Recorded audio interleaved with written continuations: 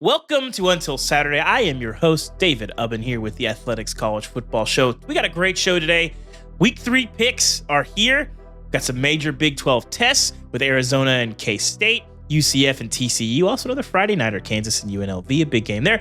The SEC gets some non-conference tests with Alabama and Wisconsin, and Missouri hosts Boston College, fresh off that win over Florida State. We're also going to debut the Wheel of Takes. Producer Cam has a very sophisticated, long-tested algorithm. He's been working on this for 6-9 years. It's his life's work to curate college football and non-college football takes that we have to defend, no questions asked. And the takes have not been shared with us, so we're going blind into this. We have a high-tech digital wheel that's going to dictate the take that we have to defend. And of course, we have trivia as well. But before we get into any of that, we've got some news that broke in the last 18 hours. Our Chris Vannini has been all over it. If you missed it, Tupac has turned into the six-pack. The Pac-12, Oregon State and Washington State will be joined by Boise State, Fresno State, San Diego State, and Colorado State. A lot of states. Last I checked, only one of those is an actual state, but they're in the Mountain West. Now they are moving into the Pac-12, if we're going to call it that. Chris, we'll start here. Why take this move if you're the Pac-12? What does this sort of mean for the future of that league, which everybody sort of assumed was going away? I'm just glad the logo is still going to be with us. Yeah, so I mean, the Pac-2 have been kind of sitting around for the last year figuring out what to do. They're down to 2 members. They have a 2-year grace period to get back up to 8, which is the minimum requirement. And so the decision for a long time was either, can you join a conference or can you backfill to keep it alive? And ultimately, they're going with the backfill to keep it alive by adding the 4 Mountain West schools, at least 4. There could be more. This only gets them to 6. They need to get to at least 8. They may go up to 10. And so the Pac-12 look like it's going to survive and keep going. The Mountain West's future will now be up in the air. There's going to be potentially some big Group of 5 realignment that comes out of that involving the Mountain West and whatnot. So, those 2 schools, Oregon State and Washington State, felt like the Pac-12 brand, which is 108 years old, the assets that they have, the war chest that was left over with money, that was enough to rebuild as opposed to just going and joining the Mountain West. Instead, they're taking the top from the Mountain West. That's the first step. Now they have to do some more. Chris, I think for me, this didn't really hit like a lot of the other realignment moves. I mean, you think about the shockers that we have seen, 15-something years ago, Nebraska and A&M, those were kind of cold and kind of slow drips. Texas and Oklahoma, a shocker. But I think when you look at the Pac-2, sort of trying to stay alive, it seemed to me that it was always going to go in this direction. You have that Pac-12 branding, which I think there's real value in that. The war chest, obviously, there's a huge value in that. We'll see if the Mountain West disintegrates. They can get out of some of those exit fees. But it seems like you want to keep the branding. You want to stay together. You want to figure out where that cutoff is at the Mountain West of the teams that are going to provide you some value and keep the Pac-12 alive. But I think why now and why was that cutoff kind of where it was in your mind? So as for those 4, essentially, they feel like joining the Pac-12 and rebuilding a smaller league will bring them more value than a reverse merger of turning the Mountain West into 14 schools. Essentially, they felt like cutting the dead weight of the bottom of the Mountain West Conference was the best financial move for them, and you can throw a Pac-12 logo on there and feel better about it as well. So those are the 4. There may be more. It is a very expensive move. The exit fee for the 4 schools is about $17-18 million each. On top of that, Oregon State and Washington State will owe about $43 million to the Mountain West for taking those schools. Because remember, these conferences signed an agreement last year, a football scheduling agreement for 2024. It hasn't even started yet. But as part of that, they were going to have good faith discussions about potentially merging. Those talks never really got going. And the 2025 schedule talks fell apart. And when I was in Las Vegas in the summer for media days, the sense from both sides was that this relationship between the Mountain West and Pac-12 is not good right now. They're very far apart on money, and the money that the Pac-12 would give the Mountain West to schedule more games. And ultimately, the Pac-12 said, no, we're just going to take some of your schools instead.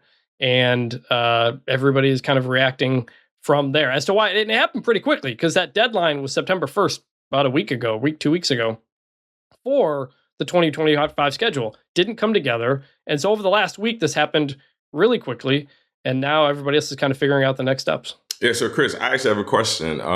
From your perspective, what do you think this does for teams like Cal and Stanford, right? Because they just left, they just joined the ACC, and now kind of with the realignment concerns, questions they're talking about the ACC regarding Clemson, like how do you see that working out? And, how does this realignment, how does this move affect those two teams?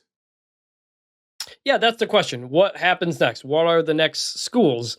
And you would start with Cal and Stanford, right? They're right there. They're in the area. They just left. Maybe they don't like being in the ACC. Do you try them? I think it's very unlikely Cal and Stanford will join this Pac-12 for a few reasons. One, they're in the ACC, and as Florida State and Clemson have shown, it's extremely difficult to get out of the ACC. Just even if they wanted to. We don't know that they want to, first of all. They like being associated with Duke and North Carolina and Wake Forest and all these really good schools. They may not want to, but even if they wanted to, it would be hard. The ACC also is not going to want to let them go because the ACC needs to be at least 15 members in case Florida State and Clemson leave.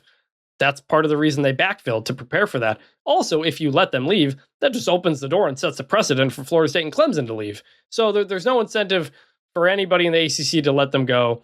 Cal and Stanford may not be able to get out. They may not want to get out. So where do you go next? It's probably going to be a collection of group of 5 teams. I do not expect FCS teams to be a part of this. So the possibilities include UNLV, Wyoming, New Mexico, Air Force. You could look at the American and go Tulane, North Texas, UTSA, South Florida, Memphis. Those are the possibilities. And if you're Air Force right now, you're wondering, hey, is it better to try to join this Pac-12 or is it better to try to join the American where Navy and Army are? So there's going to be some kind of tugging here for what's left of the Mountain West and what they do with it. And I think the other potential is Gonzaga. Keep an eye on Gonzaga. Maybe they join as a non-football member to this new Pac-12 as well. So I think if you're the Pac-12, you're looking at adding 2 to 4 schools in terms of what they do next. Chris, I got to say, as somebody who always roots for the funniest outcome possible, Cal and Stanford being in the ACC and South Florida being in the Pac-12 would be incredible. I suspect I know the answer to this question, Chris, but it's worth asking. The Pac-12 or 2-Pac as we currently sit for the 2024 season does not have an automatic bid into the playoff. Their conference champion is not included in that. What % chance do you feel like this new version of the 6-Pac, future Pac-12 will have one of those 4 buys or 5th buy? Well, I do not expect this new Pac-12 to get autonomous status or to get an automatic bid to the playoff. We have 5 + 7, 5 automatic bids for the 5 highest conference champions. I do not see the Big Ten, the SEC, and the Power 4 saying, yeah, let's open up another spot so a second G5-ish conference could get in. It's essentially what this new Pac-12 is. It's going to be mostly a G5 conference. Maybe it's a G6, depending on if the Mountain West is able to hold together and potentially add some more schools. So no, I don't expect there to be an additional spot in the CFP, whatever it is. I mean, it could expand to 14 teams by 2026 for all we know. But there is a look in the contract in 2027 for the money and how that's distributed. And so they're probably hoping, hey, can we get some extra money? Can we convince that we can get some extra money out of that next CFP deal? But no, this is not going to be a power conference. This is not going to be an autonomous conference. That's not the focus. The focus was first simply surviving as a conference and then trying to build something that could be maybe that best conference to get that 5th spot, to battle with the American for the top group of 5, leftover spot in what that is. Well, let's get to the picks, Chris. It's a perfect segue into a big weekend for the 2-Pac. Oregon State and Washington State both playing rivalry games. Let's start where you're going to be, Chris, in Corvallis. Oregon State, a 16.5 point underdog, over under 50.5. Again, all lines presented by our partners at BetMGM. Chris, what are you going to be watching for in this game, and how do you see this playing out? Well, first off, I do think the timing of all of this realignment news with these games is not a coincidence. That this Oregon State game is on Fox. Washington State have their big game. This is kind of the biggest spotlight that was going to be on the Pac-2 all year. And so now they're using this moment to put out a positive narrative of rebuilding as opposed to just being pitied for being the leftovers. So I think that's part of, because this came together very fast, like in the last week. I mean, there had been discussions, but it really got moving in the last week. And so as you look at this game, that's a lot of points that Oregon's giving. 16 and a half. They haven't covered the last 2 weeks. I think the line might have started at like 14 and went up to 16 and a half. So the money's been on Oregon. So I don't know what to make of this game, man. Oregon State has won the last 2 in Corvallis. Oregon is just not typical Oregon. They're 113th nationally in yards per rush. They were 3rd last year. They're 82nd in plays of 30 plus yards. They were 2nd last year. They've allowed more sacks in 2 games than they did all of last year. So like this Oregon team is not clicking. Oregon State, however, it's kind of hard to get a read on this team. They've played Idaho State and they've played San Diego State, and they were only up 7-0 on San Diego State going into the 4th quarter last week. Oregon State will run the ball a lot in this game. I think they're going to try to keep it close, run the clock out, shorten the game, do all that stuff. But even against not great competition, their defense has not been great. They're 48th in yards per play allowed. They're only 40th in yards per carry on offense. They're not doing anything particularly like fantastic. So this is going to be one of those things where it's like, can the emotion and the energy of the rivalry game, and can you convert 3rd downs to keep drives alive? Can that keep you in the game? And then can you make some plays at the end to win it? That's what I see a breakdown of this game. I mean, Ubben, I mean, we've seen Oregon the last 2 weeks struggling to get by Boise State and Idaho. Like, I don't know what to make of this team. I mean, I kind of like what Damien said, last week or 2 weeks ago. I think this is an offensive line issue for Oregon. And I think you're underselling the value of pitching a shutout, first of all, against San Diego State. I know they're not world beaters, but anytime you're trotting back into the locker room with 0s on the clock and a 0 on the scoreboard, that tells me you're doing a lot of things right. It's very hard to lose when you don't give up a point. But I'm kind of with you, Chris. I just don't buy that Oregon's going to show up in Corvallis and roll. I just don't think so. I think this is a close game. I could see maybe Oregon, scores a late touchdown to win this thing by double digits, but it's a tough game. And these games are really, really emotional. We saw it in Bedlam last year.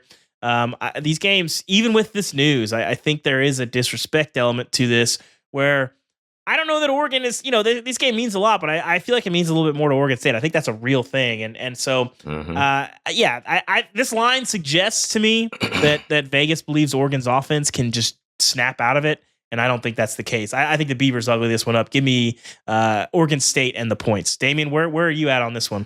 I think Oregon State's going to try to run the ball. They're going to try to slow the game down. They're going to try to keep the ball out of Oregon's hands. And I think that's proven with how Boise State played last week. I think that's proven to be a method to win. I think that they can be successful in doing that. So I'm going to take Oregon State covering the spread. I think it's going to be close, kind of like Ubben said. I think Oregon might keep it close and then, make a play to kind of open it up at the end of the game. But I think 16 is a lot of points. So I like Oregon State covering. Yeah. If this gets up to 17, like I'm absolutely taking that. But yeah, I mean, Oregon State has the 6th most rushing attempts in the country so far. So it's a lot of points in a game. Remember a couple years ago, this game when Oregon State didn't pass the ball in the entire second half or something like that. And they were down double digits, didn't pass the ball in the second half, and came back to win the game, which was crazy. So, no Damian Martinez hurts. But I'm going to say Oregon State covers, but Oregon wins double digits wise. And by the way, this is the last game in Corvallis scheduled because they've only scheduled this game for the next 2 years. This year in Corvallis, next year in Eugene. Different than the Apple Cup, Washington State. It's in the Seahawks Stadium this year, and then it rotates between Washington and Washington State for the next 4 years. So there's 5 years on that, just 2 on this. That may add some as well. But Apple Cup real quick. Player I'm really interested here is Washington State's quarterback, John Mateer. He's rushed for almost 300 yards already, 11 yards per carry. Interesting guy. So we'll see what Washington looks like for real under Jed Fish, but that could be an interesting game. Jedi. Yeah, I don't know what to make of Washington yet. Really untested. We'll kind of see what Will Rogers has to offer there. I'm not very high on Washington this year. I just think that's going to be a tough transition. Defensively, they've played well. Washington State, I don't know whether or not to be concerned that they only put up 37 on Texas Tech. I'm not sure, but I'm going to go with a little bit more of the more tested team. Again, rivalry game. I think that the little brothers in these rivalries, I suspect, they're showing up. Yeah, so I am not going to take Washington State outright, but I will take them to cover the 4.5 in this game. Damien, who you got? This is tough for me. But I'm with you. I think a lot of the underdogs have really showed up in these rivalry games, and kind of going back to the Oregon State conversation, who wants it more? Yeah, I really like their quarterback, but I don't expect him to win. I think they'll cover, but still don't expect them to win. I kind of feel like I'm going to take Washington State straight up. I kind of got a feeling. We'll see. Yeah, I would not be surprised to see that, but we'll see. Washington is. It's tough when you get to week 3 and you really haven't seen a team be tested. It's hard to get a feel for them. And we've seen Wazoo play. They were really impressive against Portland State, and Texas Tech winning that game by 3 touchdowns was pretty impressive. Guys, Friday nighter, really good game. I think they probably might have had game day if they were on Saturday. Kansas State, Arizona. Kansas State a 7.5-point favorites in Manhattan. Hosting number 20 Arizona, over under of 59.5. Again, all our lines are presented by our partners at BetMGM. Damien, what do you like here? Yeah, one situation that I'm really interested in, when thinking about this game is, what's going on with Cam Rising at Utah? Their star quarterback, obviously we know he, ended his season on injury last year, came back, was on fire to start the season, and now he's got another injury. And so Utah's the favorite in the Big 12. And with their quarterback being out, I see this as a game where whoever ends up winning this game between Kansas State and Arizona, that could be a team to kind of move up in the Big 12 ratings and, ultimately get to a Big 12 championship. And then, again, depending on what happens with Cam Rising throughout the rest of the season, potentially win a Big 12 championship, get you a playoff spot. So I think that's a super interesting situation to look at as far as this game goes. Another situation that I really am kind of perplexed by is the point spread for this game. I think that, 50, 58, 59 and a half points? I just think that's a lot of points. Yeah. David, do you think they can, what do you think about that total? I mean, it's an interesting number. I think when you look at these two teams, so I watched Arizona's opener, and it was unbelievable. I was in my office. I was like, this might be the most fun team all year, because New Mexico is not great. And it was just complete track meet, 100 points in that game, 61-39. Arizona wins that game. So I'm thinking, you look at Brent Brennan. I like what he does offensively. You have Noah Fafiti. You have Tetsuo McMillan.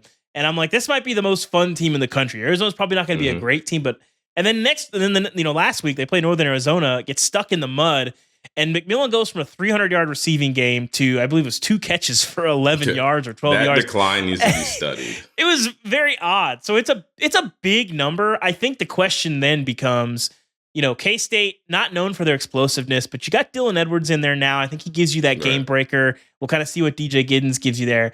I think K-State slows this down, but they might. I mean, if K-State scores on 80% of their possessions in this game, I wouldn't be floored. We'll get to the picks in a second. Chris, what are you looking at here? I if I was putting real money down, I would completely stay away from this game, because I do not know what to expect from either of these teams. Yeah. Arizona, 2 completely different teams week to week. Kansas State nearly lost to Tulane last week, although they did put up a lot of points. So I don't know. What team are we getting week to week? Is Kansas State going to be that porous on defense? Is Arizona going to be that poor on offense? I don't know. So this is a really, really tough game. 7.5 is a lot. It kind of makes me want to pick Arizona because it's not 7 or less, but I have zero idea what's going to happen in this game, which is not a great analysis, I know, but it's week 3 and we've seen just completely different teams here. Well, K-State might have the best offensive line in the Big 12. They're on the short list, and obviously receivers leave a little bit to be desired there, but that backfield with DJ Giddens, Avery Johnson, Dylan Edwards, obviously.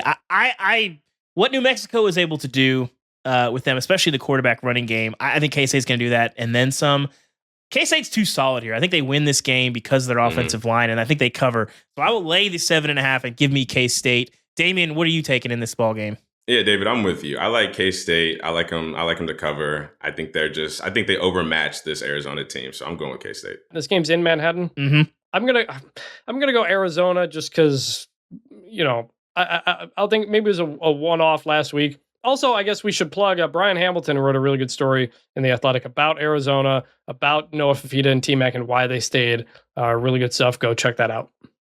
Whenever we all have the same pick, it makes me want to flip my pick. So thank you, Chris, for making me feel better about K-State. Me too. It's trivia time. Producer Cam going to offer up some more brain busters for us. He's been killing us lately, Cam. I like what you had. We're also going to hit on Mizzou, Boston College, Tulane-Oklahoma, Alabama, Wisconsin, Florida State, Memphis, and some other games. But Cam, what do you got for us this week on the trivia front? Yeah, what kind of gave inspiration for this week's trivia is a game that you had just mentioned, Alabama and Wisconsin. And we had Kalen DeBoer on Wednesday's show. I encourage everybody to go check that out after this episode. But we spoke to Kalen about Jalen Milroe and his uncommon skill set. And it got me thinking, who were some of the best dual threat QBs last year? So the trivia question for today is, Jalen Milroe had 2 games in 2023 of at least 200 passing yards, 100 rushing yards, and a 60% completion rate. There were only 3 other QBs in the entire country in FBS Division I, to accomplish this. Who were they? So who were the 3 QBs at the FBS level to accomplish this last year? What were the 3 categories again? So it's 200 passing yards, 200 more passing yards, 100 rushing, 100 or more rushing yards, and 60% or better completion rate. Okay. I got some good guesses. I got some guesses too. All right, we're not guessing right now. No. We're thinking. No.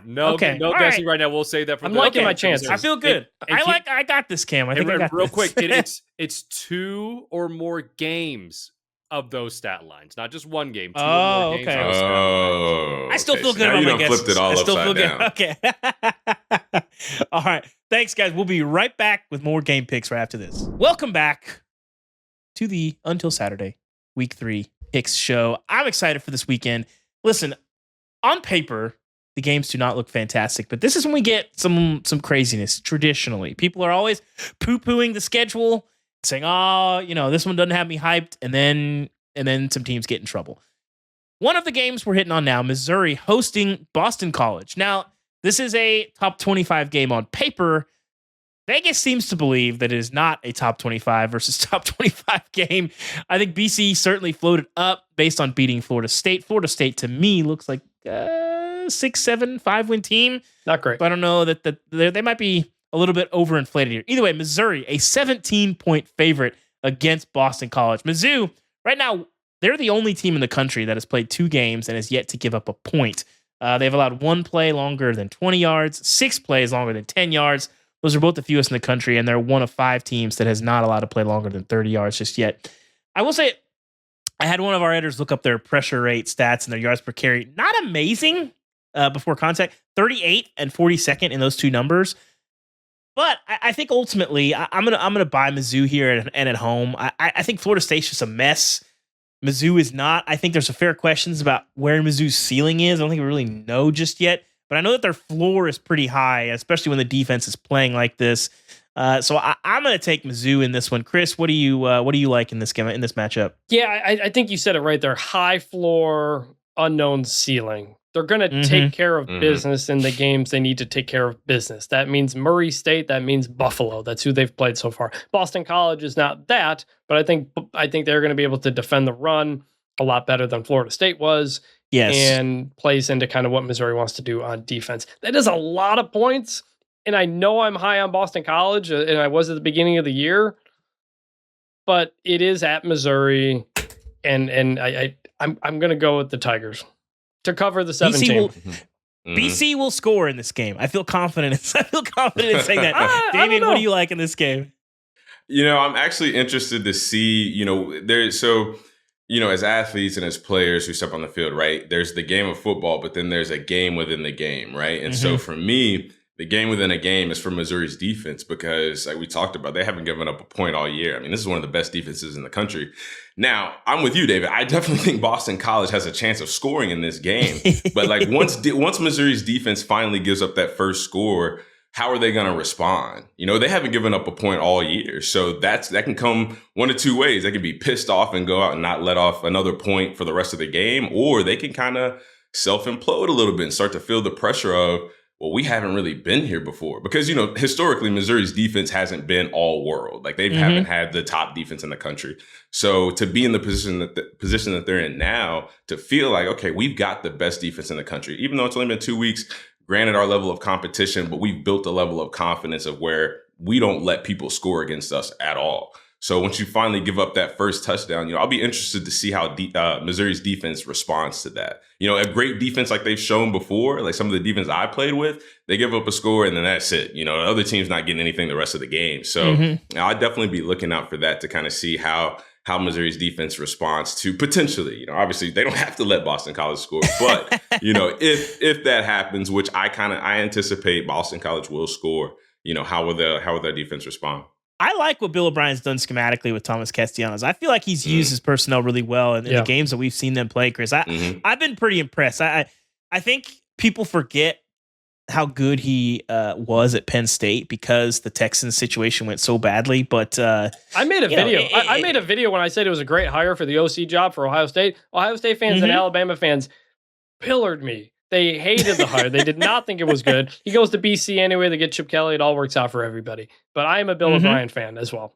That sounds good. Chris, Tulane at Oklahoma, 13.5-point favorite Sooners in Owen Field, over under 46.5. What do you see in this game? I feel like in the chaos of last week, nobody kind of paid attention to Oklahoma. I did. It was really, really bad last week. And I am concerned about this team. They almost lost to Houston. They won 16-12. They got outgained in the game. They punted 8 times. One of those Oklahoma touchdowns came after a muffed punt by Houston, which seemed like a questionable call. And good stat here from Blatant Homerism on Twitter. Good follow. The average third down that Oklahoma is facing this year is 8.4 yards. They are 69th in yards per carry. They have played Temple and Houston, who got destroyed by UNLV in week 1. Like Houston is not a good team. 15th in the Big 12. Oklahoma First year coach. Oklahoma through 2 games is averaging 157 passing yards per game, 5.5 yards per pass for Jackson Arnold. Like this team is not moving the ball in a way you would feel comfortable about. The defense seems pretty good. So Oklahoma's weird right now. Here's what I suspect might be happening here, Chris, is they had so much success with the veer and shoot under Jeff Levy, and that was his offense.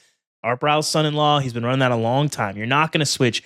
You bring in Seth Luttrell, who obviously was on staff last year as an analyst, learned a lot, but he was not brought up on this offense. And so last year, Oklahoma 10th in the FBS in yards per play.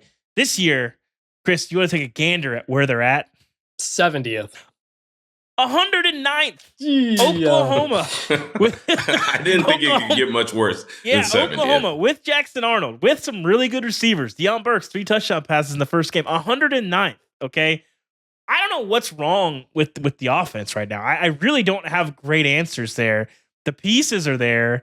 They just can't seem to get things going. So for me, I have a lot of concerns. And Temple is basically an FCS game at this point. And that's with, I mean, they are moving it pretty easily. I think week 1, you know, it's like the Nevada choke boat situation.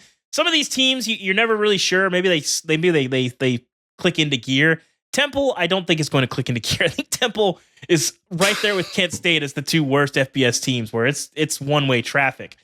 So Tulane, this game, I think Oklahoma, this is a lot of reputation. This is a lot of home field. I think you're right, Chris. I think they skated by it. I think people don't realize that Houston is, not exactly the team that we've seen in some years previously under Dana Holgorsen and under Tom Herman. So I like Tulane here. This was not my lock of the week, but it was close. Tulane plus 13.5. I think this is a game that Oklahoma if this is tied in the fourth quarter, I would not be shocked. And didn't they have a game against Tulane like a few years ago? Tulane a few years ago, and it was another close game. Yeah. Damien, what do you like in this one? Man, listen, I just want to see Oklahoma pick it up. Like you guys are talking about, what are we waiting for? Like, are you waiting on an invitation? Like, when are we going to start to see the reason why you joined the SEC?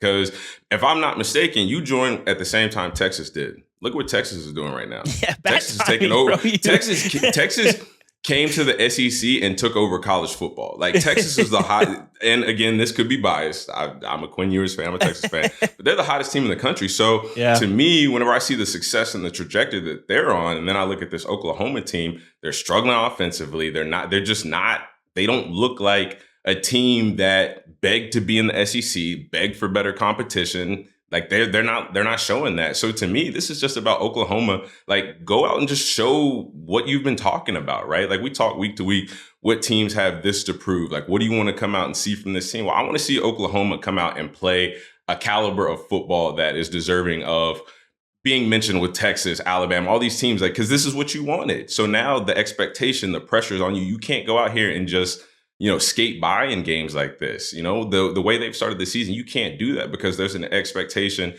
there's a standard that you have to perform at if you're going to be looked at as one of the teams that you claim that you are. So again, I'm sorry if I went on a little bit of a rant here, but it's not even really about X's and O's, this player to watch for. I mean, Oklahoma's got the talent, they've got the resources, they've got everything and more. So go out and play like it. Like, I'm tired of watching Oklahoma and expecting, the days of Kyler Murray and the days when Jalen Hurts were there and then just not getting it. Like, let's go or just don't complain about wanting to join the SEC and be looked at as one of these top programs. It is very funny to me that over the last 20 years, Oklahoma is who Texas wants people to think they are.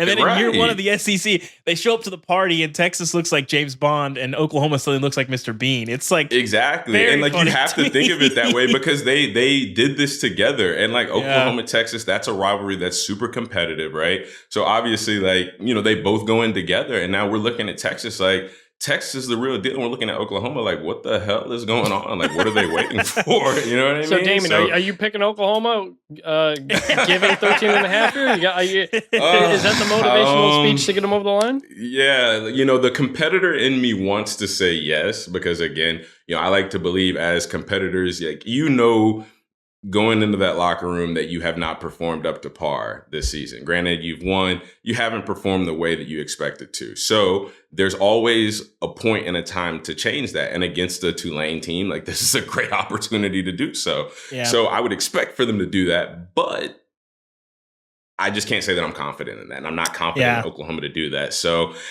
I'm going to take the under. I'll take Tulane to cover just because, again, I'm more of a, you got to show me for me to believe you. I'm not just going to throw you a bone and pat you on the behind like I did Travis Shedeur and Dion and all those guys and see what the results got me. Under's a good pick here, too. I'm going to take that. I didn't make my pick real quick. I'm very curious how Darian Mensah, the young quarterback at Tulane, who's looked really good. Yeah, he had some really good moments last week. Very curious how the Oklahoma defense kind of schemes things up to go at him. I don't love all of us picking Tulane to cover here. Like, I feel like Oklahoma's bodies should be in. This is a game where I think it will be close into the fourth quarter and Oklahoma eventually pulls away, but I'll pick Tulane to cover. I think I'm starting to believe in Tulane. Yeah. Just take the numbers.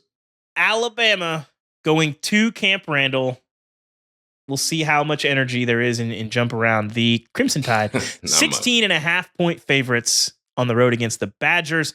Over under 49.5. Damien, what do you see here in your Tide going up north? They're playing in Madison for the first time in 96 years. If you didn't get a chance to read Jesse Temple's story, you should read that. I remember that game in what was it, 1914? It was a classic. It was a classic. Damien, what do you see in this matchup? Yeah, no, I see Alabama covering, absolutely. I see, they had a little bit of a lull last week, and I'm not really sure why that was. It could have been the emotion. It could have been the setting. The pageantry of what went on with Nick Saban, I definitely can see that because as a player, when there are distractions like that, because there's like sometimes you're in the locker room for a little bit longer than you anticipate, or sometimes the TV timeouts are a little bit longer. So, I definitely can understand them having a little bit of a lull. But, earlier we were talking about, or you had mentioned before we went to break, Kalen DeBoer and the skill set of Jalen Milroe. And I think that he plays an outstanding game in this game. One thing that I'm really looking at in depth, and not just this week, but like every week for the rest of the season when I watch Alabama, is Jam Miller, because he is on pace right now to break my Alabama record for yards per carry. I mean, this guy's averaging over 9 yards a carry. Like, you know how crazy that is? Like, that's a first down. Like, you talk about only Jalen you know Milroe, how crazy it is. playing. We can't speak to that. Listen, it's crazy. It's crazy. But you look at how great Jalen Milroe's playing, and Ryan Williams, and they just got a lot of explosive players. But when you can know that you can hand the ball off for damn near a first down every time you hand it off, like that completely opens up your play. But you can call anything you want on first down, second down, even third down. You can look at a 3rd and 6 and in a 4-down situation, hand the ball off, know you're going to get 4, 5, 6 yards, get a first down, or put yourself in a position, to convert on 4th down. So I'm definitely going to be watching Jam Miller. He's a great player. He's a great running back. With all the success that he's having, I can't say that I'd be happy if he broke my yards per carry record. But, again, that's definitely something that's impressive. So, I'm just looking for this Alabama team to just show up and just do what they do. The tide is going to roll. So, but Chris, do you see, I know I just went on a rant about how great Alabama is. Do you see any guys on this Wisconsin defense that can create some problems from Jalen Milroe and the run game? Like, what do you see from this Wisconsin? Look, Wisconsin is not having a good start to the year. They are 2-0, but they have struggled against Western Michigan and North Dakota. I'm sorry, South Dakota? Yeah, I think it was South Dakota. Yeah. And they are 81st in the country in yards per rush defense against a MAC team and an FCS team. So we know Alabama's going to want to run the ball. I think they're going to run the ball a lot. And yeah, 16.5 is a lot. And Alabama was not great for most of that game last week, but I'm going to take Alabama here to cover. And I think they just run the ball down Wisconsin's throat. So you think my yards per carry record is definitely going to take a hit this weekend? It could take a hit this week. Wisconsin just does not look like the Wisconsin of old. Another plug, by the way, Jesse Temple at The Athletic wrote a really cool story about the last time Alabama came to Wisconsin. It was 96 years ago. I'm a sucker for those like throwback vintage stories. The guys had the Alabama players to get to Wisconsin, they had to take a 24-hour train ride. So, we talk about the travel these days from the ACC coast to coast. It was way harder back in 1928, apparently. Yeah. Did you hear how easy it was to schedule this home and home series? Like, no. Do you guys know the story about how they please do tell it? us. Literally, so I don't know who called who. I'll pretend, but maybe like Alabama's Greg Byrne, who I know really well, is a great guy. He literally just called the then AD at Wisconsin. She's like, "Hey, do you guys want to schedule a home and home series?" He said, "Yeah, sure." And then they hung up, and then all of a sudden they have the series, right? And it can all be so easy, right? Campus, because remember we had the Wisconsin LSU home, not home and home, but they did Lambeau and they did New Orleans. Right. Put these things on campus, man. Like that, Michigan, Texas, Wisconsin, Alabama, SEC, Big Ten, home and home. Like that's what we want, man. That's what the fans want. I love it. Yeah. Absolutely. If you can, in the SEC or in the Big Ten, you can throw a dart. You're going to hit an iconic stadium. Bryant Denny and Camp Randall are awesome. This is always kind of the week where there's a handful of teams. You got to decide who's the real team. Because I still think Western Kentucky's good. And they, won a rivalry game against Eastern Kentucky 31-0 last week. That, we'll see how good Eastern Kentucky is. But I still think Western Kentucky is probably a bowl team. So I was still really impressed with Alabama in week 1. I think USF is a really good team.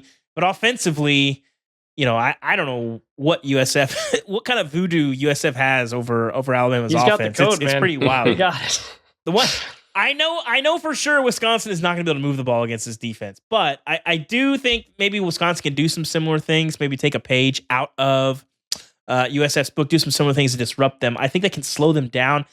And there's something to be said for, I think maybe this game means a little bit more to Wisconsin and Alabama. When you get Alabama in your home stadium, Alabama, I would say, I don't think Georgia's passed them yet. They're still the biggest brand in the sport right now in terms of just like reputation. Don't, please don't do that. Please. And so, they've played a lot of these, but I think it's going to be a really good atmosphere. I think too many points. I think this kind of gets a little bit ugly.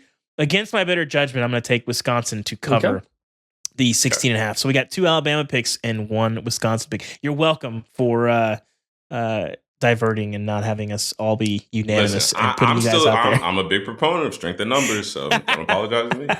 Sounds good. Our next game, Florida State. Florida State, guys. We got to watch these guys again against Memphis. Florida State, a 6.5 point favorite. This game's in Tallahassee, I believe. An over-under of 51.5.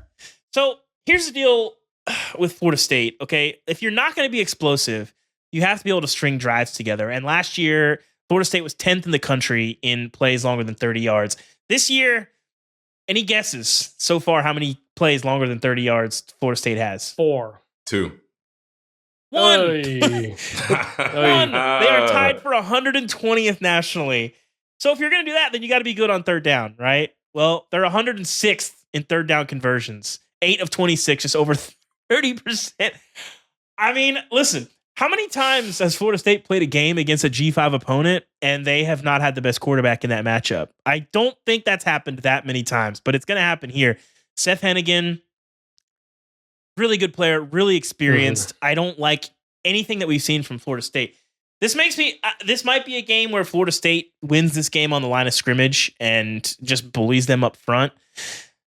And if that happens, then it happens. But I am going to trust that the Florida State that we have seen thus far is the Florida State that we are going to see. And Memphis, you want to talk about Super Bowls? I mean, you're dangling this playoff carrot in front of Memphis. These guys, the energy in that building has got to be insane right now. Meanwhile, Florida State is trying to get itself up off the mat. And, you know, after last year, I don't know that everybody talking about how bad Florida State's been for a week, 2 weeks is going to be something that goes the right way for them. So I'm going to take Memphis outright here. They're going to be a really trendy upset pick, and it makes me nervous because I think a lot of times you see those, like App State. We bit the bullet on that one last week. Chris was there. I'm concerned it won't be 56 points in the first half, but I'm concerned that we watch 3 drives of this and we're like, oh, Memphis is getting killed in the line of scrimmage, because that's where these games are decided, no matter how much Deion Sanders wants to argue otherwise. So I'm gonna trust my eyes, and I'm gonna say Memphis wins this game outright and covers the 6.5. Damien, what do you see in this matchup?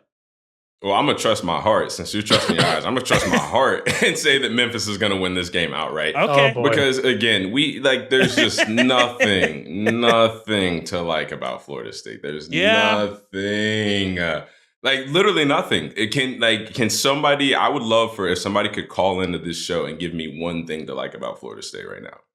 Honestly. It's a good question. Yeah, no, seriously. If you're out there listening, the stadium renovations are going to look pretty good when they're completed. Yes, attention to Damien Harris. This is what to like about Florida State. There's nothing, to be right? fair, the guys are getting a lot of really good exercise the first 2 weeks. Like their heart rate was going up. Like they got to feel good about that. Right. That, Bill Belichick used to call guys out all the time for just going out there and breaking a sweat, and that's exactly what Florida State is doing all season. So I'm not going to go against my heart. I got Memphis with the upset. And I think that this is an underrated story, and I promise I'm not trying to laugh on somebody else's potential downfall. I'm not that type of person. But imagine the letdown if Florida State loses this game and Norvell loses against his former team. That just, to me, that would in week 3 just go ahead and put the final bow on a season of despair for Florida State. Regardless of what they did the rest of the year, if they lose this game anyways and they lose Norvell used to coach there, it's over. Yeah. It's done. Chris, at that point, everybody needs to go. Chris, are you going to be laughing at us when it's 24-3 Florida State at half? So do you know why this game is scheduled? Speaking of that game, it's in the contract, right? It's in Mark Norvell's contract. Yeah. Interesting. Because Norvell and Careful likes what you wish Memphis and for. him and Silverfield have been together forever. The first story I ever did at The Athletic, first trip I ever made, was 2017 in fall camp. I spent a day with Mike Norvell's staff at Memphis, and on that staff was Mike Norvell, Ryan Silverfield, Dan Lanning, Kenny Dillingham, Chris Ball. I think there might have been one other future head coach on there. Those Memphis teams in the late 2010s were electric, and they had a heck of a staff to go with that. So, I really don't like that you guys both picked Memphis straight up here, because, I thought I was going to do that and be, a little bit different. Are we all going to pick Memphis straight up here? Yes. What's gonna happen is burying Florida State, and they're do it. going to end up rolling in this game probably. I know. We're gonna all pick it. They're gonna go on game day. You're gonna have 5 of the 6 people pick Florida State or pick Memphis outright, and then it's going to be 24-3 Florida State at half. Yeah, I'll pick Florida State to win, Memphis to cover, just so we're a little bit different. Okay. Thank you, Chris. Well, we're going to go to break, but we're not done. We still have a bunch of really good games. Texas State, Arizona State. It's a big one. Thursday night game tonight. If you're not planning to watch that one, alter your plan. It's going to be a great game. Colorado State, suddenly spicy. Some might say personal. And then UCF and TCU, plus LSU-South Carolina, which has college game day. Sure, why not? Why not? And our trust fall picks and our locks of the week. Stay right there. We'll be right back. Welcome back. Thursday nighter, Texas State eyeing a playoff spot. Arizona State, the most improved team in the country. This is kind of a how good are you really game. We don't really know with these guys yet. Arizona State, definitely the most improved team so far, but their toughest test. The Sun Devils, by the way, have not turned the ball over yet this year. Only one of 11. They're only one of 11 teams that can say that. Those 11 teams, Chris, 21-1 this year. And the only loss was USF on the road at Alabama. So continuing that trend, if you can hold off on the giveaways, you're going to be in good shape. I'm going to take Arizona State and the athletes here. Sam Levitt's kind of come from nowhere, coming out of Michigan State. It's going to be an interesting ballgame. Watch this game. Texas State, DJ Kinney. I suspect, even if you're listening to this pod, you have not watched them enough or at all. You need to alter that. Chris, what do you like in this one? This game is going to be more interesting than the NFL game. Whatever NFL game is on Prime on Thursday night. This game is going to be Let's have a little respect, Chris. I would take Texas State, Arizona State. I know, Damien, you played for the Bills. But I'm going to take... I was going to say, can we put some respect on Josh Allen? I'm watching Texas State, Arizona State, because I think this is going to be a super fun game. Jordan McLeod, the quarterback of Texas State, former Sun Belt Player of the Year at James Madison. G.J. Kinney's offense is a lot of fun. This is at Texas State. This is a Big 12 team at a G5 team. Should be a really cool environment down in San Marcos. I'm going to go Texas State to pick, but this is going to be fun. You're going to enjoy this game. I think it's on ESPN. Yeah. Damien, I gotta ask you. Mm-hmm. So last year, there's a lot of dust up over Colorado State. Jay Norvell, kind of a weird drive-by on his radio show, taking a shot at Dion and his hat and sunglasses, and his mother taught me better. And then the cameras didn't capture it live. For the billions upon billions of you who watched the Coach Prime show on Amazon, everybody's talking about it. I can't go anywhere without people talking about Coach Prime on Amazon. They did capture the post game. It was pretty heated.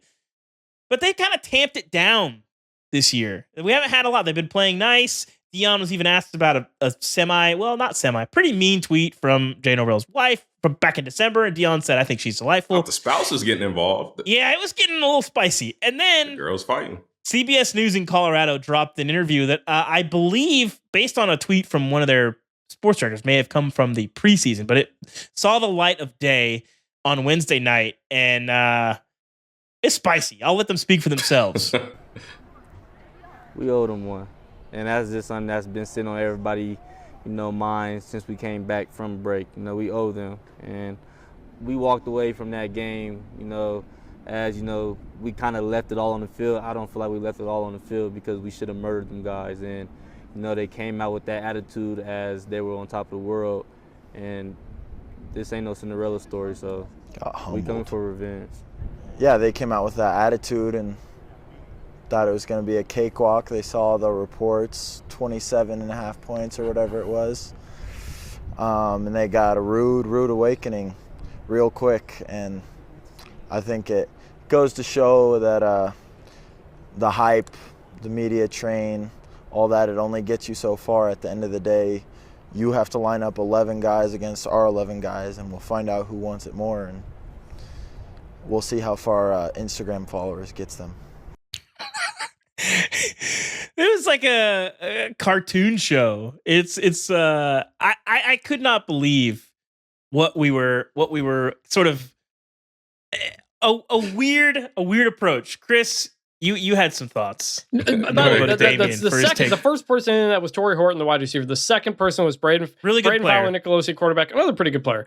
The quarterback, he sounded like they won the game last year, didn't he? He said they got They humbled. lost. They didn't expect that. Yeah. They lost, and he threw still 3 lost picks. the game. But I gotta say, I love this. I love that Colorado State cannot great. stop talking smack. It is incredible. I love it. I love this team. They went. I think like 3-9 or 4-8 last year. They were like, they're not a great team either, and they're just the most confident team you could ever see coming into this game. I love it. Before we go to Damien, can I offer a quick peek behind the curtain briefly? So when I went out to Boulder for their season opener, I was trying to go up to Colorado State to talk to Jay Norvell and talk to some of their guys and talk to some of their staff. And I'm not like looking for clickbait or trying to bait them into talking about Dion, but that might probably would have come up. But there's a lot of other stuff, some of the tampering stuff with those 2 guys. There's a lot of stuff to talk about. And initially we were going to go, and then they kind of canceled, and that was, it is what it is. It's their prerogative. But a lot of it was they're very nervous to talk about Dion, and Jay Norvell kind of wanted to move on. What are you doing? Like, what is this? This is way worse than last year. It's crazy. It's crazy. Damien, if you're sitting in Colorado's locker room, if I'm Deion Sanders this morning, Mm-hmm. I am walking into my team meeting room, I am playing that video, and then I am starting practice. How does a team react if you're sitting there and you hear that? Well, I would agree with you. And I would say if I was Nick Saban, I would go into the next team meeting and show that exact clip and then say, let's go practice. If I was Dion, I would turn on our own tape and say, let's go practice. Because we got way too many other things to be involved with right now. We got way too many things to worry about, right? So if I'm Dion, that's what I'm focused on. Now to get back to Colorado I would just say State. watching Colorado clip is not helping either. I don't know if you saw, there was for Wednesday night, someone posted some clips of the offensive line film. The offensive linemen on several of these plays have no idea what play they are running. They're just running a completely different play. Exactly. So that's where that goes. But if you're Exactly. Colorado and you're down because of that loss and people are hating on you and all this stuff, like if I'm Dion, I'm like, all right, this is something that's going to keep the team together after, Shador's throwing the team under the bus, the offensive line under the bus and all that stuff. Like, this is something I think that can rally. I mean, if someone says we should have murdered them last year, like, that's getting me fired up. I'm not going to lie. Yeah. Well, I mean, again, though, but again, I look at it from this standpoint, right? Like, if any coach that I was ever coached by played a clip of like a guy that I beat last year saying like, yeah, I should have murdered him, I'm just going to laugh at. Like, I'm not going to get motivated by that, honestly. Like, just me personally, because it's like, we cannot ignore the glaring obvious that we won, right? Mm-hmm. So that clip should have ended after I didn't feel like we left it all on the field right now, because now it's like Colorado State has taken the pressure off of Colorado to perform and now put that pressure on themselves, because you come out here talking about, yeah, we humbled them last year. They got a rude awakening. We did this, that, and the third, and you lost. Didn't cover. So yeah, you lost. So now everybody's looking at the fact of, one, you're just doing exactly what you're not supposed to do, which is go out and just like mouth off and just, because I know you're supposed to be competitive, and I like speaking things out there and talk about, like, if you feel like you're better than somebody, like, that's cool, but like, you just don't have to do it to that level, right?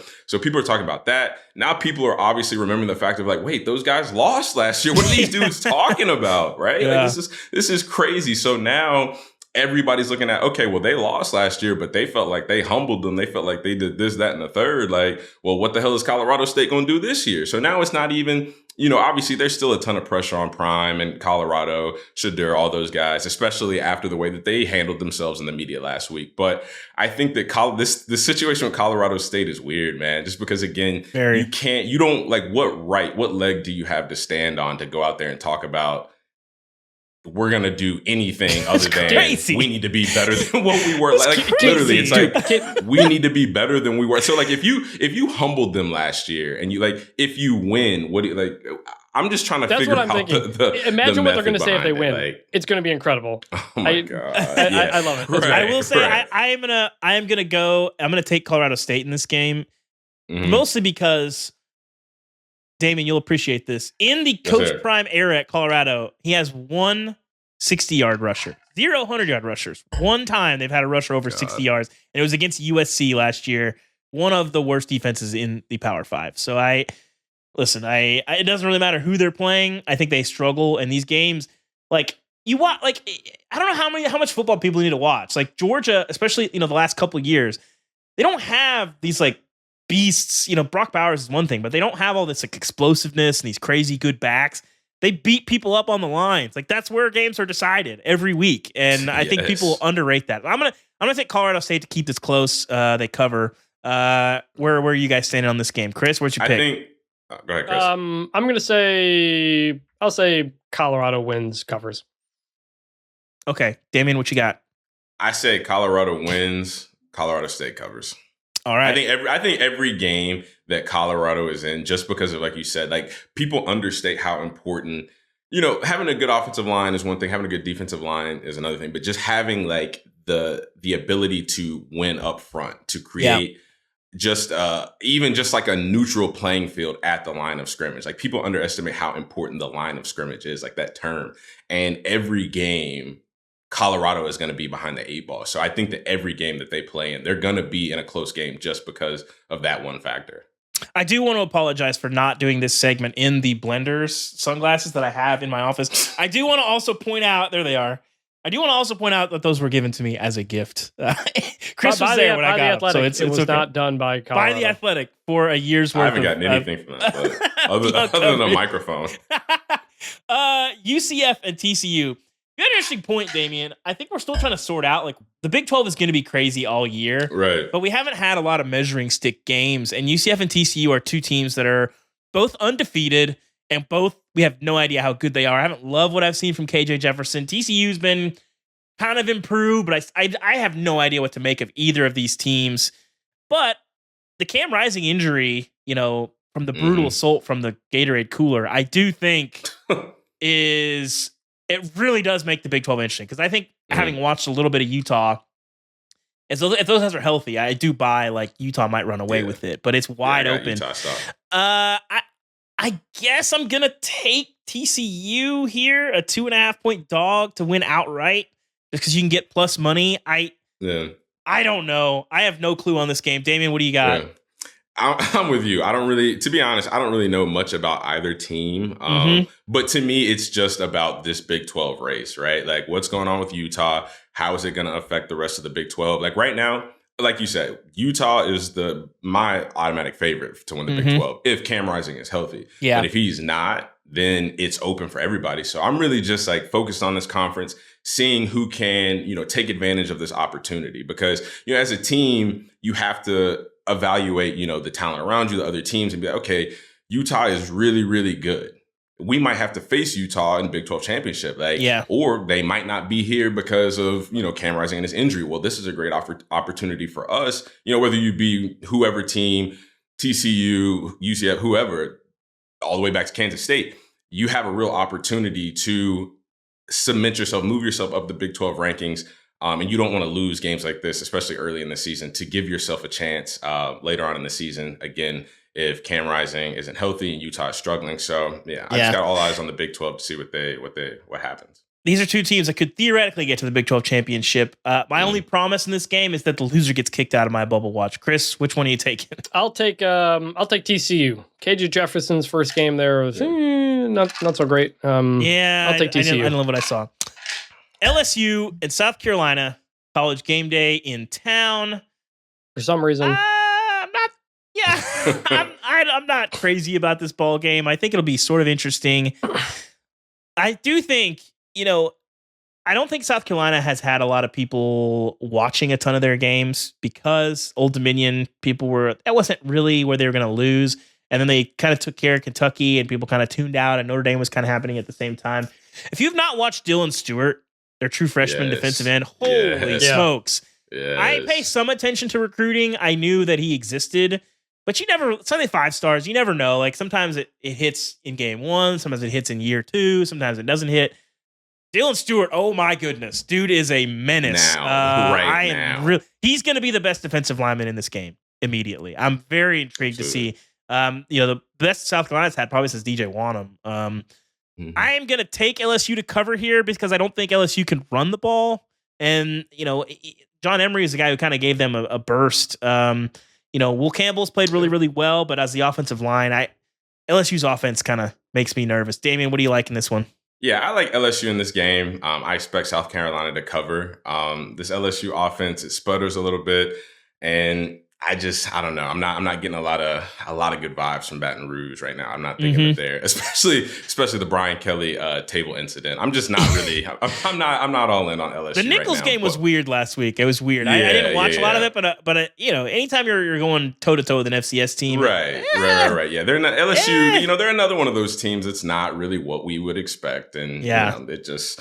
We're kind of, the jury's still out on them, but there's still time. We'll see. Yeah, and again, there's still a lot of time for them. So they're not one of those teams where we're ruling out or anything like that. But again, they've got much to prove. But this Dylan Stewart kid is unbelievable. I mean, talk about and he's one of those guys I can tell when you walk up and you look at him, there's certain guys that you can tell this is a specimen. You know what I mean? I tell people about Cam Newton all the time. Whenever I saw that guy in person for the first time, it's just these guys have a different build about them. They have a different look. And this is coming from a guy who played college and pro ball. Mm-hmm. So when I look at this dude, he just has the build, the explosiveness of a guy. And, this will be his biggest test yet against, a much improved offensive line than he's faced so far. So, I'm really just looking to see how his one-on-one matchup, how that fares against the LSU offensive line. I didn't think about it. He might be going one-on-one against Will Campbell. So that's going to be a good matchup. Chris, who do you got in this game? That's what I want to see. I know we got they came at us, South Carolina fans, because we were down on them last week, and they got a big win for sure. But the numbers in that game are kind of weird. The Kentucky game, turnovers and stuff like that. Mm-hmm. I would not put actual money on this game because I don't know what to make of either of these teams. But I'm going to go LSU outright. It's time for our trust fall picks before we get to our locks, and then the wheel of takes and some brief things in crunch time, and we'll revisit trivia. Chris, I'm going to nominate you to go first for your trust fall pick. You are picking for me this week. I like. Who am I supposed to trust you on? I like picking games and teams that you have relationships with in some form. I'm going to get to Arkansas giving 22 points to UAB. Baby. Arkansas, you're an Arkansas native. You picked Arkansas to cover last week. They did not. And they should have. They should have. Crazy game. Losing a 7.5 in overtime, not covering 7.5 is insane. Yes. There is one tiny little window hallway where you can cover 7.5 in overtime, and you got to lose the first toss. You got to go first and second overtime, get the touchdown and the 2-point, and it's the number of things that anyway, you were upset about that. That was ridiculous. In a game that we talked about earlier in the week about it's insane that Arkansas lost that game. UAB is coming off a loss to UL Monroe and Bryant Vincent. Yep. That was my Kreisman of the week. So I'm going to give you Arkansas covering the 22-point spread against UAB of the Razorbacks, put up 600 yards again. How do you feel about it? I like Jacob Zeno, and I think ultimately this makes me nervous because I don't trust Arkansas's defense. I liked what they did up front, but UAB didn't score double digits against UL Monroe. I know that. I mean, I'm going to trust you on this. I don't feel good about it, but I'm going to trust that you are. I mean, I think we were all over UAB as this hire was not a good hire, and they were a little bit better than people thought last year. But that ULM loss, I mean, that's one's gonna sting. So I guess I will stick with you. This feels like a trap, so I'm nervous, but I'll stick with you on this one, Chris. I'm gonna trust you on this. Okay, Damien, I got one for you. For you. You're gonna like this. Okay. Called a buy low spot. Everybody's beating up on Michigan. Everybody's talking about how Michigan stinks. Michigan can't move the ball. Okay. All these things are true, but I have good news for them. They're getting ready to play Arkansas State, and no explosives necessary. They are going to grind this game out. Michigan minus 23.5 is my trust fall for you.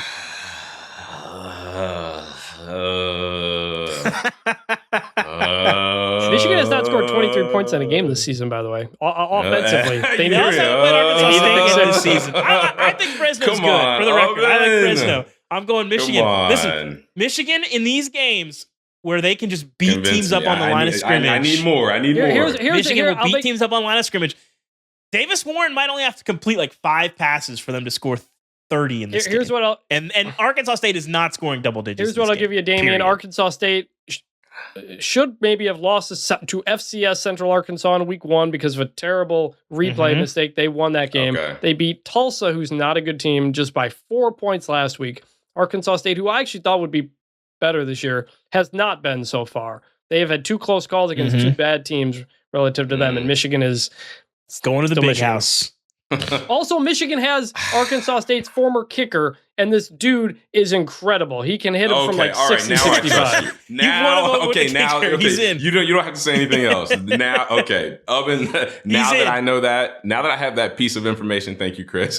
We got David. it. I trust you. You had you had to use a lifeline. You had to phone a friend. We got to do what we got to do. We got to do what we got to do. Yeah, we gotta David, do what what is we gotta your do trust fall sometimes. pick of the week? Yeah, no. So it's funny. My trust fall pick of the week we all agreed on. So I'm just gonna scrap that. I'm gonna give you another. I one like off the it. top of the I like cup. it.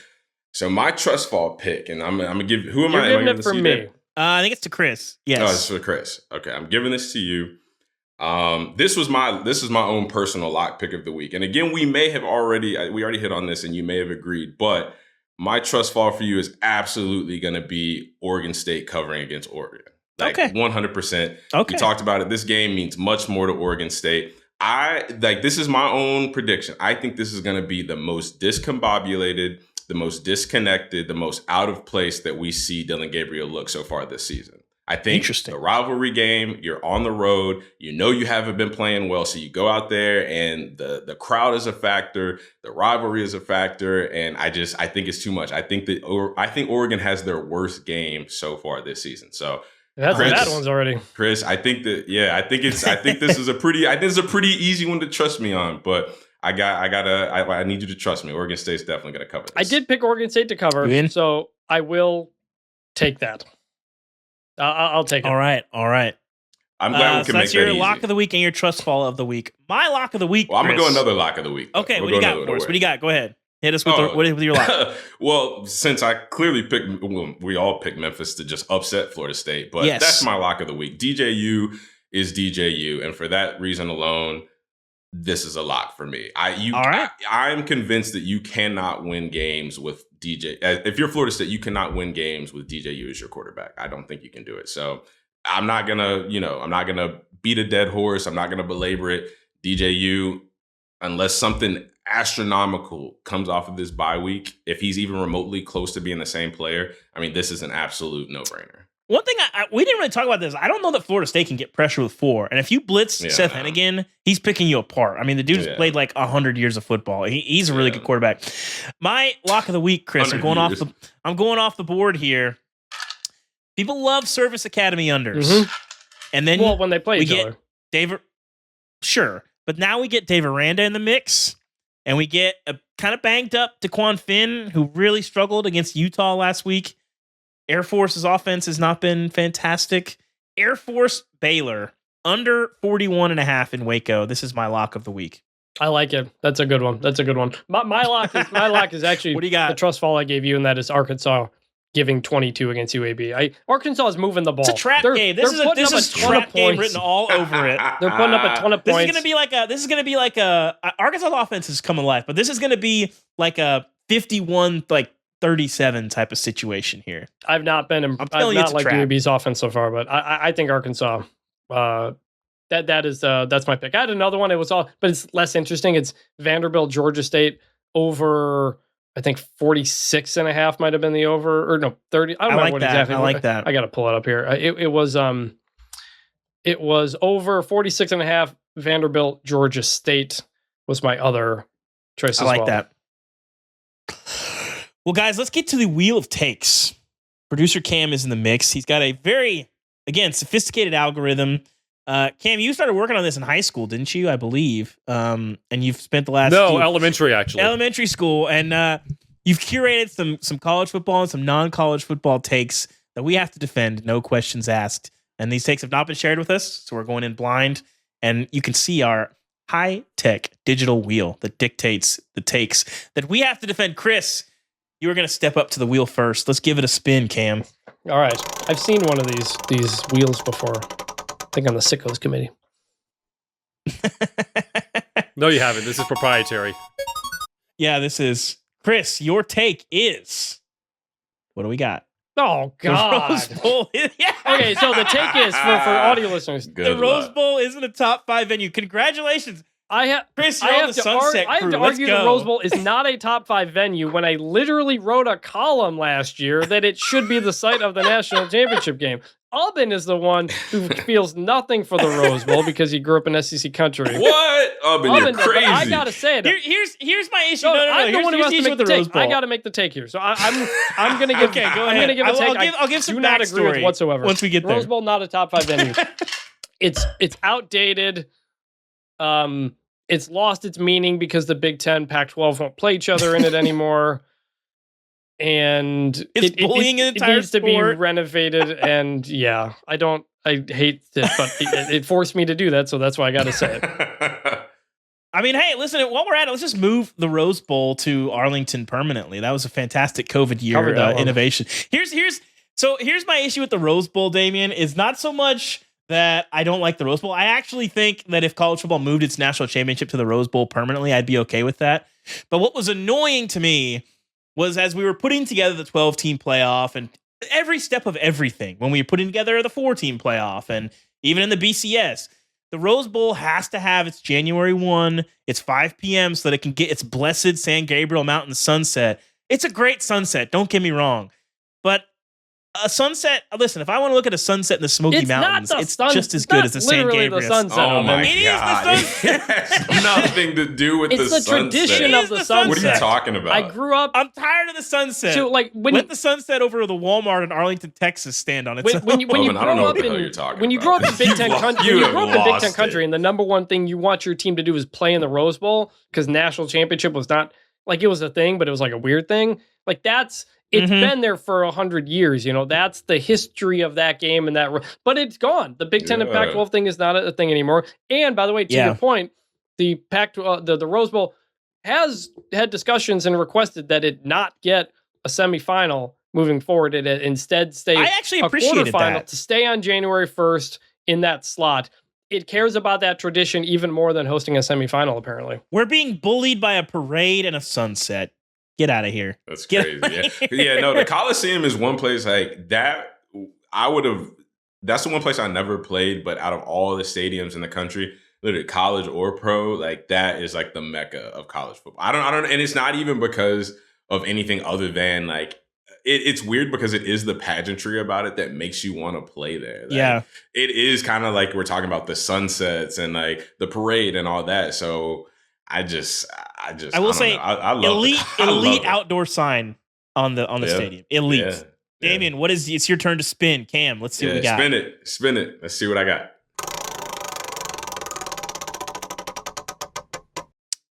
Your take is we're see. close here.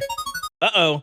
Disneyland is not just for kids. Damien. Disney World qualifies too. Oh, Yeah. Damien, where do you Yeah. stand on Disney adults and why do you love them so much? well, other than the fact that I've heard, because I've never been to Disneyland or Disney World. Other Really? than the fact Okay. that I've heard, no. Other than the fact that I've heard that it's way too hot, it's way too much walking, and the kids usually have a memorable time. As a parent, though, you can always look back and think of all the great, or maybe not so great, but memories that you created for your child and for your family. And even though it was a very miserable time, you can at least say, yeah, I've been to Disney World. And then that way, whenever you are talking to people, kind of like I just said, well, I've never been to Disney World, then people aren't looking at you like, what? You've never been to Disney World? So Disney. I will I say guess here, that- I I guess that's my I actually agree with this take to some degree. Oh, totally. Now the people who make like Disney like their whole personality adults. and like Yeah, go to Disney no, World, yeah, no. go to Disney World like 10 times a year. That's super weird to me. However, yeah. I think I want to say we had like a mini college reunion shortly after college where a bunch of us hung out in LA. And one of the things we did was we went to Disneyland and it was very fun. I'm not going to go 100 times a year. It's great.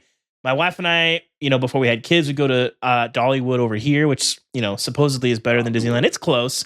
And I take my daughter there all the time. We have season passes. And while I was on leave, I took her a handful of times before it got super, super hot. Big fan of generally theme parks in general. So. Real quick. I'll never In take my son. 2017, my sister-in-law was working at Disney World, and I ended up going out to UCF like 3 or 4 times that year because that was when they were undefeated. And so I like convinced the editors. I was like, because she works there, so she could get me in for free. So I went to Disney World like 4 or 5 times in like 2017, 2018, just by myself when I was doing a UCF trip. And it was a lot of fun. It's great. Better than just hanging out at the hotel. All right, my turn. I'm nervous. All right, what do we got?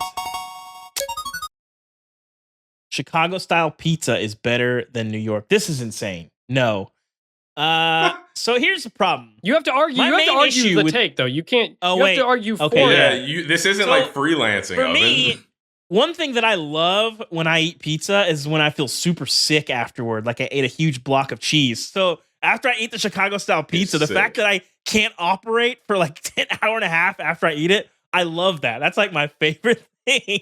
And so when you can't get that when you get a New York slice. You get a quick New York slice, 1 or 2 little pepperoni. You get it on the run. You're walking around the city. You're feeling great. Who wants that? I want to eat my pizza and lay down and moan and feel like I'm going to die for the next 90 minutes.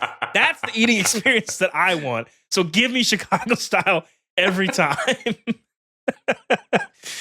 Cam, moan and groan. It's time to come back to trivia. You want to read your question again? And I feel good about this. I feel like I'm going to get at least 2. I think so too.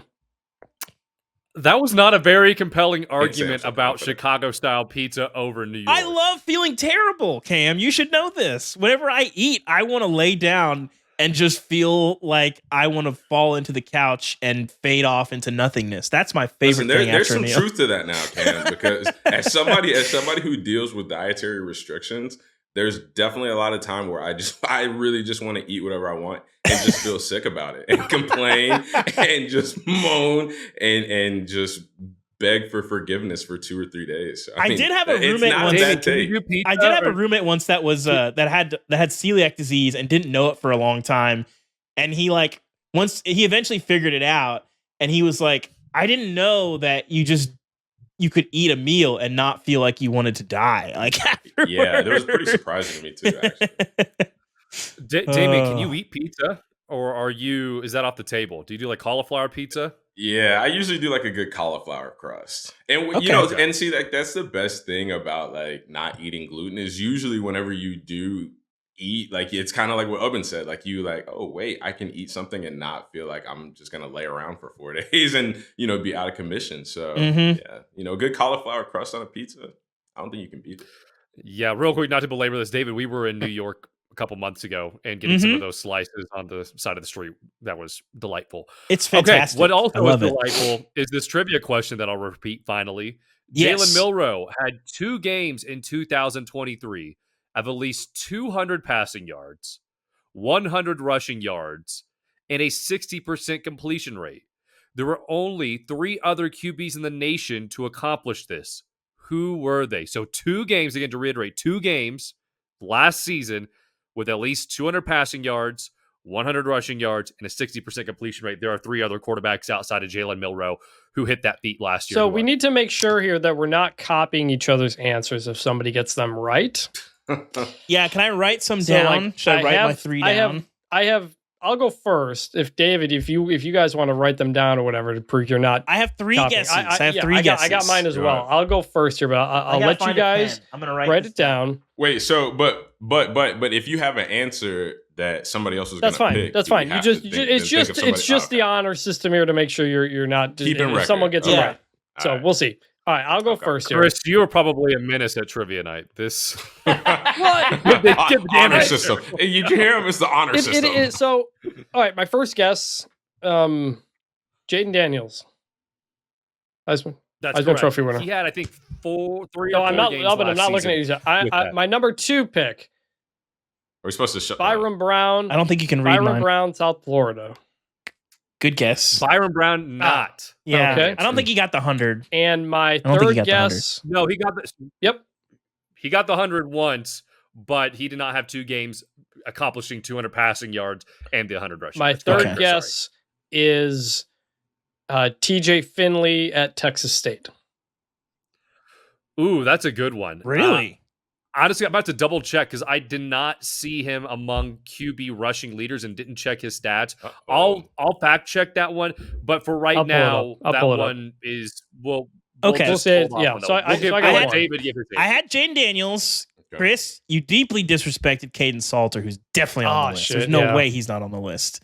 Caden Salters is on the list. And so my backup answer is Caleb Williams, which I don't think is right. And Bo Nix is my actual answer, which I'm not sure Wait, are you is doing right. multiple answers? I don't know how much he ran. 3 picks here. What is this doing? Ubben doesn't follow the rules. Bo Nix is my official answer, What's your but if that's problem, wrong, man? I feel like Caleb might have done it. Like no, maybe, it's but not Bo Nix. He was one that came to mind too. I think Auburn Bo Nix probably had a better shot. Yeah, probably. They didn't run him a ton last year, but I didn't know if there was a couple games that he scrambled against like lesser opponents because I know none of them. He definitely didn't do it in their big games. But so real quick, Damien, before you give your answer, and also Chris, I want to TJ hear Finley what you is found a about no. TJ Finley. He did not run very much. So I got one. No go. Okay, Ubben got 2. I felt confident that he didn't accomplish it, but I just wanted to make sure.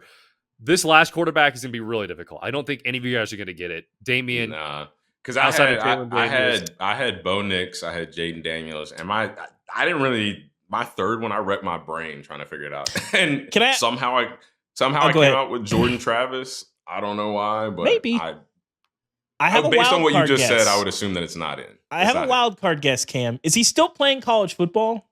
He is still playing college football. Did we talk a lot about one of his games you said today? It's hard. Just give the guess of it. You What? stop Is with that the Diego feelers. Give the Is guess. it Diego Pavia? No, I was thinking it was Castellanos. It's not. Surprisingly, no, it's not Castellanos. I thought felt good about that Castellanos guess. would for sure be on there, but he is not. Okay, So then I don't the know. last one, I'll give you one more hint.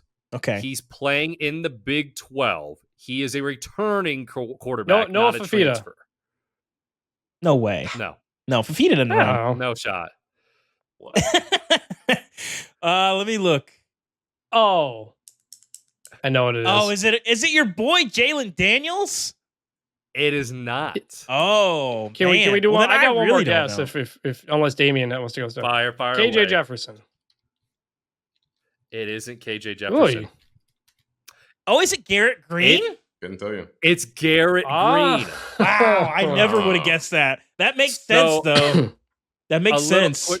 Quick backstory is the 2 games in which Jalen Milroe had those stat lines, he actually had a 65% completion rate in those 2 games. So the initial parameters I had set were 200, 165%. But after looking at Garrett Green's stats, I was like, okay, I'm going to move this down to 60% to include him because that was just so borderline. I thought it was outrageous that he nearly pulled that off. He doesn't get enough respect for like casual college football fans. Yeah. But I did not realize he had as many games of over 100 yards as he did. So answers: Jaden Daniels, LSU last year, Caden Salters, Liberty, and Garrett Green, West Virginia. Pretty good. Good trivia. Good trivia question, Cam. That was good. I feel like I learned a lot today. Also, Chris, I can't believe you disrespected Caden Salter. That was like the first one that came to mind. I was just thinking offenses that moved a lot, and then we had mentioned Western Kentucky, so TJ Finley was in my mind. The Oregon game really has killed the buzz for Liberty. Like nobody likes Liberty anymore. They needed to come back to beat New destroyed. Mexico State last week. They have not been playing well this year. Yeah, that didn't help them. But anyway, well, that's been our picks show. Thank you guys for listening. The pick show is always fun. Listen, I'm telling you guys, this week of games does not look fantastic in terms of hype, but I think there's going to be a handful of games that are pretty memorable. I don't know that we're going to get a Notre Dame over a Northern Illinois Notre Dame, but don't sleep on this week and your midweek games. The Thursday, Friday night slate is as good as we're going to get probably for a little while. So anyway, thank you guys for listening. If you are not subscribed to the show, you got to change that on Apple Podcasts, Spotify, Overcast, any of those podcast purveyors. We're going to be there. And we are in your feeds Mondays, Wednesdays, and Thursdays. If you haven't listened to our interview with Kalen DeBoer this week, he was really interesting. Good dude to have on the show. And it's going to be interesting to watch him at Alabama. Subscribe to us on YouTube. And of course, leave us a voicemail. Please, Damien wants to hear you make the case for Florida State. 316-462-9852. I want to hear that. I want to hear that case because I don't know that there is one. But whatever you got to say, rants, compliments, love, hate. It's all very interesting. We love hearing from you guys. It adds a ton to the show. So again, 316-462-9852. We will see you guys again on Monday with our reaction from the weekend. I suspect we will have a lot to talk about. Thank you for tuning in. And as always, bring back the turnover chain. See you guys on Monday.